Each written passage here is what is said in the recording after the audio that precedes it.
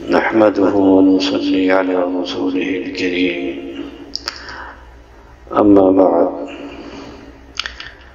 معزز سامعین کرام، اللہ تعالیٰ کا کرم اور اس کا احسان ہے کہ اس نے ایک بار پھر ہمیں رمضان کی سعادتوں سے بہرہ ہونے کا موقع عطا فرمایا ہے۔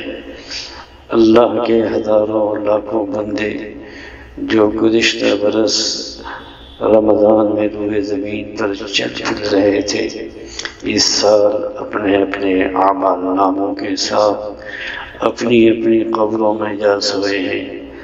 اللہ چاہتا تو ہمیں بھی اس دائمی نیند کے حوالے کر دیتا جو شور محشر سے پہلے نہ ٹوٹتی، لیکن اس نے ہمارا انتخاب زندہ بچ جانے والوں میں کیا اور اپنے فضل و کرم سے ہمیں اس رمضان تک پہنچایا تاکہ ہم اس مقدس مہینے کی برکتوں سے ایک بار پھر اپنا دامن مراد بھر لیں اور اس مبارک و مسعود مہینے کی عبادتوں کے اجر و ثواب سے اپنے اعمال ناموں کو زیادہ سے زیادہ وزندار بنا لیں۔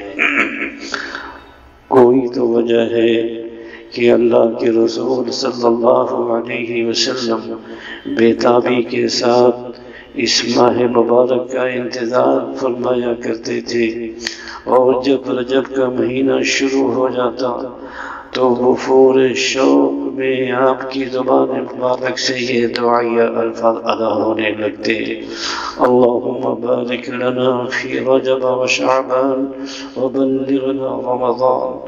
اے اللہ، ہمیں رجب اور شعبان کے مہینوں میں برکتیں عطا فرما، ہمیں رمضان کے مہینے تک پہنچا دے۔ جیسے ہی رمضان شروع ہوتا رسول اکرم صلی اللہ علیہ وسلم کی خوشی کا عالم دیکھنے کے لائق ہوتا۔ خوشی و مسرت کی اس کیفیت کا اندازہ ان الفاظ سے ہوتا ہے جو آپ صحابہ کرام کو مخاطب کرتے ہوئے ادا فرماتے۔ آپ فرماتے: اتاکم رمضان سید الشہور فمرحبا به واہلا۔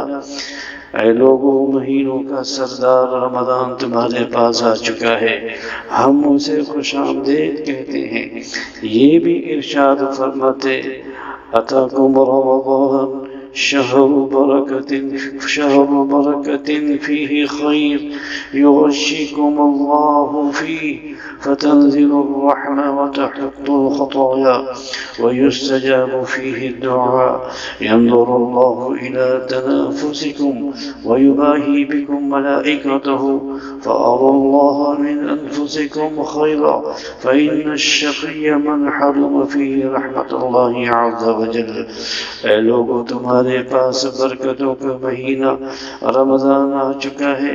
اس ماہ مبارک میں اللہ تعالیٰ تمہیں اپنے دامن رحمت میں ڈھانپ لے گا، غلطیوں سے درگزر فرمائے گا اور دعائیں قبول کرے گا۔ اللہ اس مہینے میں عبادتوں میں تمہاری مقابلہ آرائی پر نظر رکھے گا، اور جب تم ایک دوسرے سے بازی لے جانے کی کوشش کرو گے تو ملائکہ کے سامنے تم پر فخر کرے گا، اس لیے کہ تم اللہ کو اپنی نیکیاں دکھلانے کی کوشش کرو۔ حقیقی معنی میں بدبخت وہ شخص ہے جو اللہ کی رحمت سے محروم ہو گیا۔ بزرگان دین کی نظر میں رمضان کے مہینے کی اس قدر اہمیت تھی کہ وہ رمضان المبارک کے گزرنے کے بعد 6 مہینے تک تو یہ دعائیں مانگتے رہتے کہ اے اللہ، جو ٹوٹی پھوٹی عبادتیں ہم نے رمضان میں کی ہیں انہیں اپنے فضل و کرم سے قبول فرما لے، اور باقی 6 مہینے یہ دعائیں کرتے رہتے کہ اے اللہ، ہمیں آنے والے رمضان تک زندہ رکھیے تاکہ جو گناہ ہم سے دانستہ یا نادانستہ سرزد ہو چکے ہیں ہم ان کی معافی چاہ لیں، اور تیرے ذکر کے نور اور تیری عبادت کے اجالے سے اپنے دل کے نہان خانوں کی تاریکیاں دور کر۔ ہم رمضان کا استقبال اس عزم و ارادے سے کریں کہ گزری ہوئی زندگی کی لغزشوں اور گناہوں کی معافی اور توبہ و استغفار کے یہ چند دن اور چند راتیں جو خوش قسمتی سے ہمیں حاصل ہوئی ہیں ان کو اسی مقصد میں صرف کریں گے۔ یہ توبہ کی قبولیت کا مہینہ ہے، امید ہی نہیں یقین ہے کہ ہماری آنکھوں سے ٹپکنے والے ندامت کے قطرے گناہوں کی گندگی اس طرح دھو ڈالیں گے جس طرح پانی کپڑوں کا میل کچیل دور کر کے انہیں صاف و شفاف بنا دیتا ہے۔ اگر ہم نے اس مہینے میں بھی توبہ کے لیے اپنے ہاتھ نہیں پھیلائے اور ندامت کے آنسوؤں سے اپنا دامن تر نہ کیا تو کب کریں گے؟ اللہ تعالیٰ کا ارشاد ہے وَتُوبُوا إِلَى اللَّهِ جَمِيعًا أَيُّهَا الْمُؤْمِنُونَ لَعَلَّكُمْ تُفْلِحُونَ۔ اے مومنوں اور اے مسلمانوں، تم سب کے سب اللہ کی بارگاہ میں توبہ کرو تاکہ تم فلاح یاب ہو جاؤ۔ گویا ہماری فلاح و کامیابی کا راز توبہ کے الفاظ میں پوشیدہ ہے۔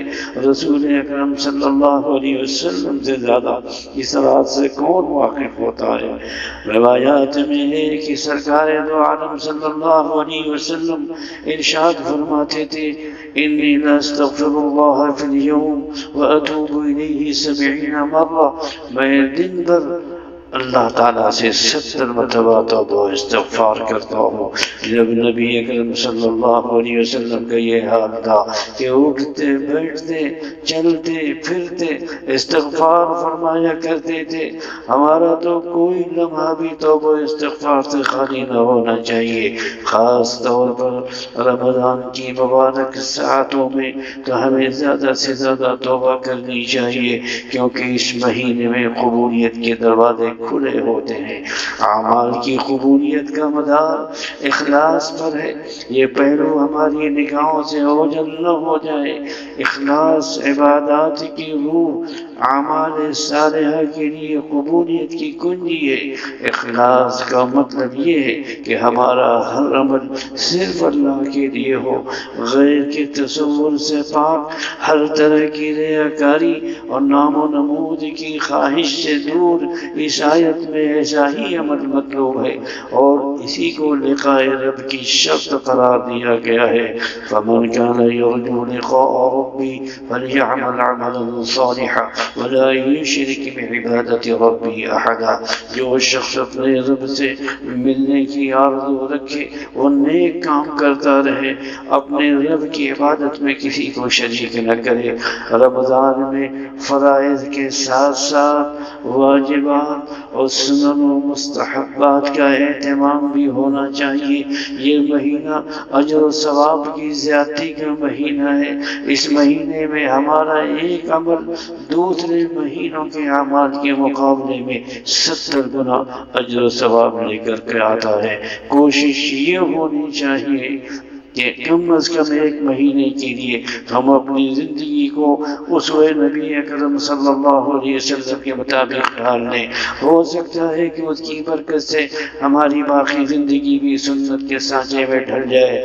مسجد میں باجماعت نمازوں کا اہتمام، تہجد کی ادائیگی، تراویح کی ادائیگی، تلاوت قرآن کریم، زبان، کان اور آنکھ، دوسرے تمام اعضاء کو گناہوں سے روکنے کی بھرپور کوشش، صدقہ و خیرات کے ذریعے غریبوں و ناداروں کی مدد، یہ وہ نیکیاں ہیں جو ہم آسانی کے ساتھ اس مہینے میں انجام دے سکتے ہیں۔ حضرت عبداللہ ابن عباس رضی اللہ تعالی عنہ سے روایت ہے کہ سرکار دو عالم صلی اللہ علیہ وسلم لوگوں میں سب سے زیادہ جود و سخا والے تھے، اور رمضان میں جب آپ جبریل امین علیہ السلام کے ساتھ مل کر قرآن کریم کا دور فرماتے تو آپ کی یہ سخاوت اور بڑھ جاتی، اور آپ ہوا کے تیز جھونکوں سے بھی زیادہ تیزی کے ساتھ صدقہ و خیرات فرماتے۔